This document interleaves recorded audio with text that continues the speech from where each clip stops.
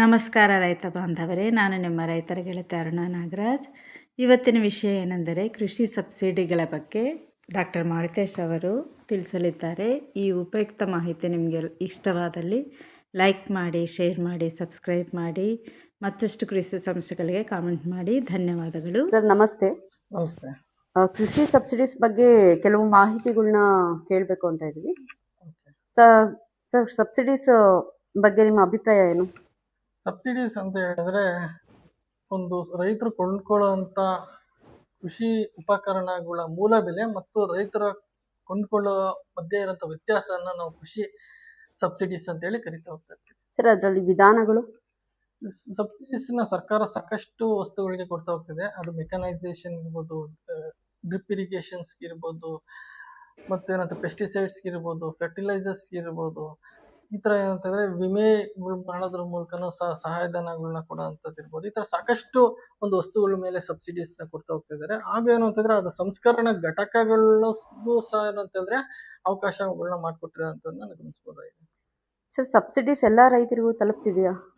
Subsidies ಎಲ್ಲ ರೈತರಿಗೂ ತಲುಪ್ತಾ ಇದೆಯಾ ಅನ್ನೋದು ನಾವು ತಿಳ್ಕೊಬೇಕಾದ್ರೆ ರೈತರನ್ನ ವಿಂಗಡಣೆ ಮಾಡಬೇಕಾಗಿದೆ. ಅಂದರೆ ಏನಂತಂದರೆ ಸಣ್ಣ ರೈತರು, ಮಧ್ಯಮ ರೈತರು, ದೊಡ್ಡ ರೈತರು ಅಂತೇಳಿ ನಾವು ವಿಂಗಡಣೆ ಮಾಡ್ಬೋದು ಆ ಒಂದು ಹೊಂದಿರೋಂಥ ಭೂಮಿ ಆಧಾರದ ಮೇಲೆ. ಅದೇ ರೀತಿ ಏನಂತ ಹೇಳಿದ್ರೆ ಒಂದು ನೀರಾವರಿ ಸೌಲಭ್ಯಗಳು ಅಂತ ಹೇಳಿದ್ರೆ ಅಂತ ಹೇಳಿದ್ರೆ ಇರಿಗೇಟೆಡ್ ಲ್ಯಾಂಡ, ನಾನ್ ಇರಿಗೇಟೆಡ್ ಲ್ಯಾಂಡ ಅನ್ನೋದ್ರ ವಿಂಗಡಣೆ ಮಾಡ್ಬೋದು. ಕ್ಯಾಟಗರಿ ವೈಸ್ ಅಲ್ಲೂ ನಾವು ವಿಂಗಡಣೆ ಮಾಡೋಕ್ಕೆ ಸಾಧ್ಯತೆ ಇರುತ್ತೆ. ಅದೇ ರೀತಿ ಏನು ಅಂತ ಹೇಳಿದ್ರೆ ಅವರ ಒಂದು ಸಾಕ್ಷರತೆ ಪ್ರಮಾಣದಲ್ಲಿ ವಿಂಗಡಣೆ ಮಾಡ್ಬೋದು. ಹಾಗೂ ಅವರು ಒಂದು ತಜ್ಞರ ಸಲಹೆ ಹಾಗೂ ಮಾರ್ಗದರ್ಶನದಲ್ಲಿ ಕೃಷಿ ಚಟುವಟಿಕೆ ಮಾಡ್ತಾ ಇದಾರ ಅನ್ನೋದ್ರ ವಿಂಗಡಣೆ ಮಾಡೋಕ್ಕೆ ಸಾಧ್ಯತೆ ಇರುತ್ತೆ. ಆದರೆ ಇವಾಗ ಸಬ್ಸಿಡೀಸ್ ಸಾಕಷ್ಟು ವಸ್ತುಗಳ ಮೇಲೆ ಕೊಡ್ತಾ ಹೋಗ್ತಾ ಇದ್ದೀರಿ. ಅದು ಏನು ಅಂತ ಹೇಳಿದ್ರೆ ಇವಾಗ ಮೆಕನೈಸೇಷನ್ ಕೊಡ್ತಾ ಹೋಗ್ತಿದ್ದೀರಿ. ಅದು ಯಾಕೆ ಜಾಸ್ತಿ ಅನುಕೂಲ ಆಗ್ತಿದೆ ಅಂದ್ರೆ ದೊಡ್ಡ ರೈತರಿಗೆ ಅನುಕೂಲ ಆಗ್ತಿದೆ. ಸಣ್ಣ ರೈತರು 1 ಎಕರೆ ಇರುವಂಥವ್ರು ಅದರಲ್ಲಿ ಫಲಾನುಭವಿಗಳು ಕಡಿಮೆ ಆಗಿರೋಂಥ ನಾವು ನೋಡ್ತಾ ಹೋಗ್ತಿದ್ದೀರಿ. ಅದೇ ರೀತಿ ಏನಂತಂದ್ರೆ ಇರಿಗೇಟೆಡ್ ಸಂಬಂಧಪಟ್ಟ ಡ್ರಿಪ್ ಇರಿಗೇಷನ್ಸ್ಗೆ ಮುಂತಾದಕ್ಕೆ ಏನಂತಂದ್ರೆ ಸಬ್ಸಿಡೀಸ್ ಕೊಡ್ತಾ ಹೋಗ್ತಿದ್ದಾರೆ. ಅದು ಯಾರು ನೀರಾವರಿ ಭೂಮಿ ಹೊಂದಿದಾರೋ ಅವ್ರಿಗೆ ಅನುಕೂಲ ಆಗ್ತದೆ. ಈ ರೀತಿ ಏನಂತಂದ್ರೆ ಸರ್ಕಾರ ಕೊಡ್ತಾರಂತ ಸಬ್ಸಿಡೀಸ್ಗಳು ಆ ಒಂದು ರೈತರ ವಿಂಗಡಣೆ ಮಾಡಿ ನಾವು ನೋಡಿದಂಥ ಸಂದರ್ಭದಲ್ಲಿ ಎಲ್ಲಾ ಸಬ್ಸಿಡೀಸು ಎಲ್ಲಾ ರೈತರಿಗೂ ತಲುಪ್ತಾ ಇಲ್ಲ ಅಂತಾನೆ ಹೇಳ್ಬೋದಾಗಿದೆ. ಸಬ್ಸಿಡೀಸ್ಗಳು ಎಲ್ಲಾ ರೈತರಿಗೂ ಅಗತ್ಯ ಇದೆನಾ?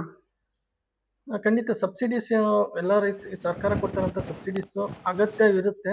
ಬಟ್ ಏನಂತಂದ್ರೆ ಅದರಲ್ಲಿ ಕೆಲವು ಏನಂತಂದ್ರೆ ನಾವು ಒಂದು ಇಶ್ಯೂಸ್ಗಳನ್ನ ಗಮನಿಸ್ಬೋದಾಗಿದೆ. ಅಂತ ಹೇಳಿದ್ರೆ ಇವಾಗ ಬೀಜಕ್ಕೆ ಸಬ್ಸಿಡೀಸ್ ಕೊಡ್ತಾ ಹೋಗ್ತಿದ್ದಾರೆ. ಆದ್ರೆ ಏನು ಅಂತಂದ್ರೆ ಒಂದು ದಿನ ಎಲ್ಲ ಅವ್ರ ರೈತರು ಕಾದಿ ಬೀಜ ತಗೊಂಬರೋದ್ರಿಂದ ಅವ್ರು ಏನ್ ಮಾಡ್ತಾರೆ, ಪ್ರೈವೇಟ್ ಸೆಕ್ಟರ್ಗೆ ಹೋಗುವಂಥದ್ದು ಗಮನಿಸ್ತಾ ಹೋಗ್ತಿದ್ದೀವಿ.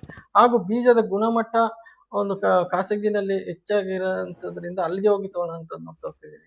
ಹಾಗೂ ಏನು ಅಂತಂದ್ರೆ ಒಂದು ಡಾಕ್ಯುಮೆಂಟೇಶನ್ ಕೊರತೆಗಳಿರ್ಬೋದು.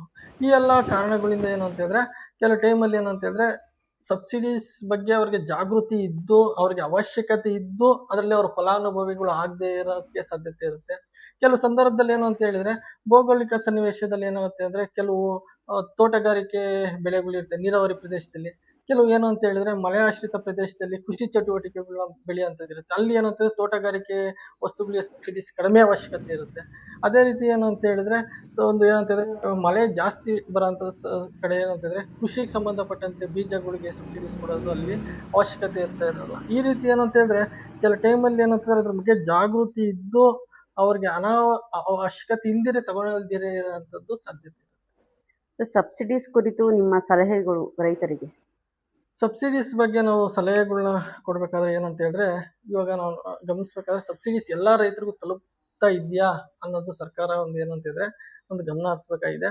ಆ ಕಾರಣದಿಂದ ಏನು ಅಂತ ಹೇಳಿದ್ರೆ ಇವಾಗ ಮೆಕನೈಸೇಷನ್ ಸಬ್ಸಿಡೀಸ್ ಕೊಡ್ತಿದೆ. ಆ ಮೆಕನೈಸೇಷನ್ಗೆ ನಾವೇನ್ ಮಾಡೋಕ್ಕಾಗಿದೆ ಅಂತ ಹೇಳಿದ್ರೆ ಫಾರ್ಮ್ ಬ್ಯಾಂಕ್ ಅಂತೇಳಿ ಒಂದು ಮಾಡಿ ಅದ್ರ ಮೂಲಕ ಏನು ಅಂತ ಹೇಳಿದ್ರೆ ಅವರು ಬೇಕಾದಂತ ಟಿಲ್ಲರ್ ಇರ್ಬೋದು, ರೋಟಿವೇಟರ್ ಇರ್ಬೋದು, ಈ ತರ ಏನು ಅಂತಂದ್ರೆ ತಗೊಂಡ್ಬಂದು ಅವ್ರಿಗೆ ಅದು ಉಪಯೋಗ ಮಾಡಿದ್ಮೇಲೆ ನಂತರ ಅದನ್ನ ರಿಟರ್ನ್ ಮಾಡೋ ತರ ಫೆಸಿಲಿಟಿ ಮಾಡಿದ್ರೆ ಸಣ್ಣ ರೈತರಿಗೂ ಅನುಕೂಲ ಆಗ್ತಾ ಹೋಗ್ತಾರೆ.